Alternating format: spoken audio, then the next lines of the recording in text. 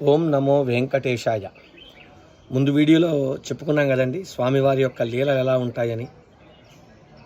ఒక సేవకుడిని రాజుగారు రమ్మనడం, ఆ సమయంలో అతను పూజలో ఉండి వెళ్ళలేకపోవడం, ఆ విషయాన్ని భటులు రాజుకు తెలియజేయడం, రాజుకు కోపం వచ్చి అతనికి ఎంత కండ కావరం, నేను పిలిచినా కూడా పూజ అని రాకుండా ఉంటాడా అని బంధించి తీసుకురమ్మనడం జరిగింది. ఆ తర్వాత ఏమైందో ఇవాళ వీడియోలో మనం తెలుసుకుందాం. భటులు అతని కోసం వచ్చేసరికే పూజలో ఉన్నాడు కదండి, పరమాత్ముని విగ్రహాన్ని అలా కంటి ముందు దర్శిస్తూ ఆ లోకంలో లీనమై ఉన్నటువంటి ఆ భక్తుణ్ణి రక్షించడం కోసం స్వామియే నేరుగా అతని రూపాన్ని ధరించి ఆ భటుల దగ్గరికి వెళ్ళారట. ఆ భటులు అతన్ని తీసుకుని వెళ్ళి రాజు దగ్గర ప్రవేశపెట్టారు. వెంటనే ఆ రాజు కోపంతో, ఏమి ఇవాళ ఆలస్యమైంది, వచ్చి నూనెతో నా శరీరాన్ని మర్దనా చెయ్యి అన్నాడట. వెంటనే అతను ఆ రాజుగారిని కూర్చోబెట్టి నూనెతో బాగా మర్దనా చేస్తూ ఉన్నాడంట. ఆ స్పర్శ రోజులాగా లేదట, దివ్యానుభూతి పొందుతున్నాడట. ఎందుకంటే పరమాత్ముడు చేస్తున్నాడు కాబట్టి.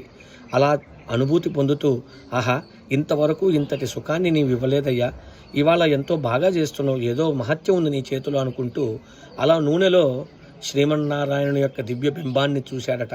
శంకు చక్రాలు ధరించి తన చేత్తో నూనె పూస్తున్నట్టుగా కనిపించాడట. వెంటనే ఆశ్చర్యానికి లోనైపోయి లేచి చూస్తే ఈ సేవకుడే మరలా చేస్తూ ఉన్నాడట.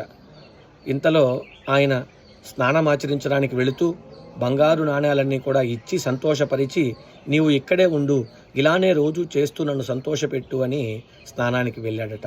స్నానానికి వెళ్ళిన వెంటనే ఈ సేవకుడి రూపంలో ఉన్నటువంటి పరమాత్ముడు వెళ్ళిపోయి ఆ సేవకుని ఇంటిలో ఈ నాణ్యాలన్నీ కూడా ఉంచి తను మాయమైపోయాడట. తరువాత స్నానమాచరించినటువంటి రాజుగారు తిరిగి వచ్చి చూస్తే అక్కడ ఆ సేవకుడు లేడు.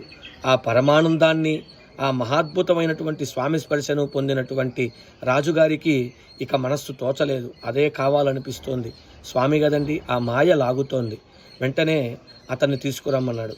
అప్పుడు భటులు వెళ్ళేసరికే అప్పుడు నిజంగా ఉన్నటువంటి ఈ సేవకుడు ఆ పూజలోంచి మేల్కొని ఆ భటులతో వస్తాడు. అయ్యో, రాజుగారికి ఆలస్యమైపోయింది, ఏమంటాడో అని ఆలోచిస్తూ రాజుగారి ముందు ప్రవేశపెడతారు ఆ భటులు. ఇంతలో రాజుగారు ఇతనికి పూర్ణకుంభ స్వాగతాన్ని పలుకుతారు. పూర్ణకుంభ స్వాగతం పలికి ఈ భటుడికి ఏం అర్థం కావట్లేదు, ఈ సేవకుడికి ఏంటి రాజుగారు పూర్ణకుంభ స్వాగతం పలుకుతున్నాడని. ఇంతలో రాజుగారు వచ్చి, ఓ సేవక, ఇందాక చూపించినటువంటి నీ రూపాన్ని ఇంకొకసారి చూపించవా అంటే, నేనెప్పుడు వచ్చానయ్యా, ఇప్పుడే కదా వస్తున్నాను, స్వామివారి యొక్క పూజలో ఉన్నాను అన్నాడు. మిగతాది ఏమైందో మరో వీడియోలో చూద్దాం. ఓం నమో వెంకటేశాయ.